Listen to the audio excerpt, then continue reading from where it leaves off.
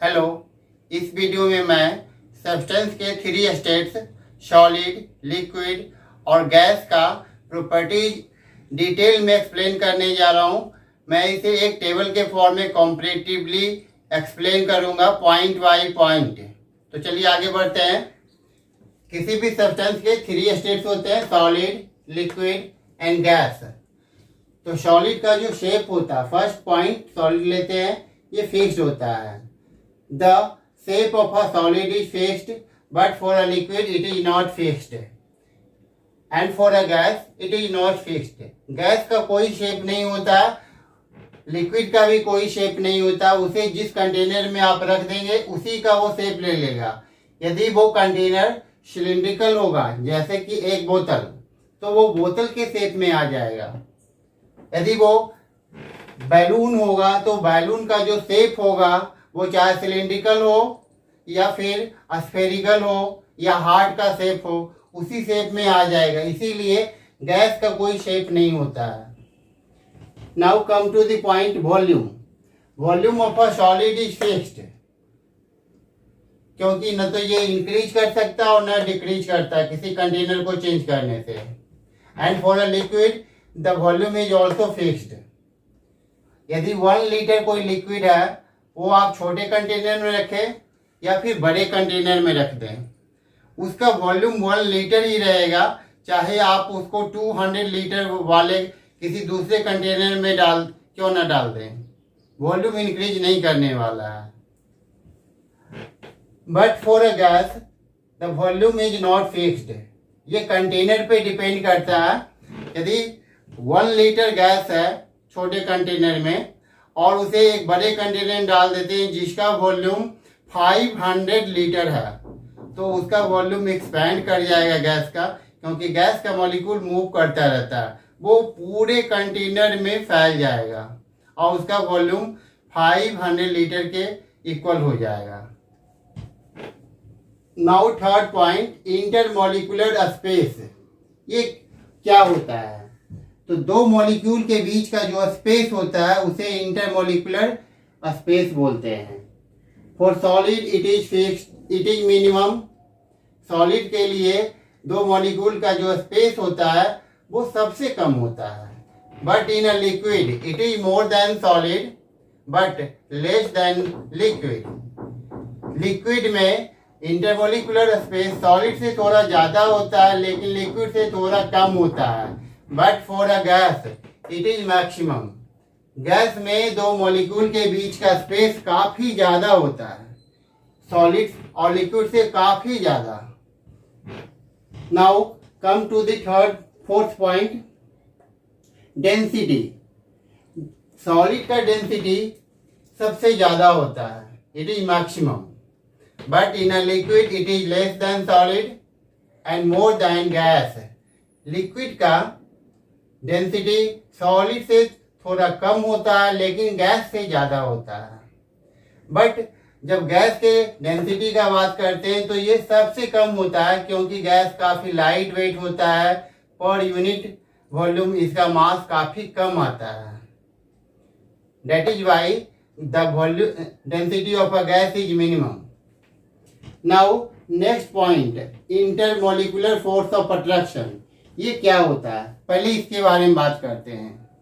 2 molecule के बीच में एक फोर्स ऑफ अट्रैक्शन होता है जिससे वो एक दूसरे को आपस में खींचते हैं। ये इस बात पे डिपेंड करता है कि दोनों मॉलिक्यूल के बीच में कितना स्पेस है। यदि 2 मॉलिक्यूल के बीच में स्पेस ज़्यादा होगा तो इंटरमॉलिक्यूलर फोर्स ऑफ अट्रैक्शन कम होगा, और यदि दोनों के बीच का डिस्टेंस कम हुआ तो इंटरमॉलिक्यूलर फोर्स ऑफ अट्रैक्शन सबसे ज़्यादा होगा। तो चलिए आते हैं इसके बारे में। It is maximum in solid, क्योंकि यहाँ पर जो इंटरमॉलिक्यूलर स्पेस है वो मिनिमम है, इसलिए intermolecular force of attraction maximum हो जाएगा। लेकिन गैस में 2 मॉलिक्यूल के बीच का जो डिस्टेंस होता है वो थोड़ा ज़्यादा होता है सॉलिड से, इसलिए इसमें थोड़ा कम हो जाएगा, ये मॉडरेट होगा। बट गैस में 2 मॉलिक्यूल के बीच का स्पेस सबसे ज़्यादा होता है, इसलिए intermolecular force of attraction minimum होगा, सबसे कम। Now next point is motion of molecules. तो सॉलिड का जो मॉलिक्यूल्स होता है वो सिर्फ वाइब्रेट करता है, अपने मेन पोजीशन को नहीं छोड़ता है। सॉलिड में सिर्फ वाइब्रेशन होता है, it is vibrate, but inside a liquid molecules moves randomly but inside the liquid only. सिर्फ लिक्विड के अंदर ही उसके मॉलिक्यूल्स मूव करते हैं, वो लिक्विड को छोड़कर कभी बाहर नहीं निकल पाते हैं। Now come to the gas. Inside a gas molecules of gas moves randomly and freely. वो बिल्कुल फ्रीली मूव करते हैं, वो कितना भी दूर जा सकते हैं, यहाँ पे कोई रिस्ट्रिक्शन नहीं होता है। Now next point kinetic energy. तो सॉलिड में काइनेटिक एनर्जी जो होगा मॉलिक्यूल्स का वो सबसे कम होगा, क्योंकि काइनेटिक एनर्जी इस बात पे डिपेंड करता है कि दोनों मॉलिक्यूल्स का स्पीड कितना है। जिसमें ज़्यादा स्पीड होगा, ज़्यादा मोशन होगा, वहाँ पे काइनेटिक एनर्जी ज़्यादा आएगा।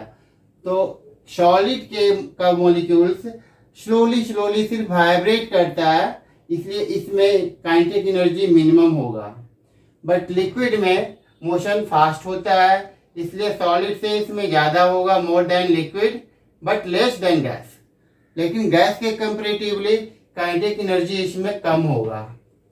But in a gas the kinetic energy of gas is maximum, क्योंकि उसका मॉलिक्यूल्स फास्टली मूव करता है। Now next point is rigidity. Rigidity means वो मूव कर पाता है मॉलिक्यूल्स अपनी जगह से या नहीं कर पाता, इस बात पे डिपेंड करता है। For a solid is rigid, इसका शेप कभी चेंज नहीं करता, so it is rigid. But for a liquid the shape of the liquid is not fixed, so it is not rigid. But for a gas is also not rigid, its molecules moves and can flow. Now next point is fluidity. Fluidity means whether they can flow if kept at a place or not.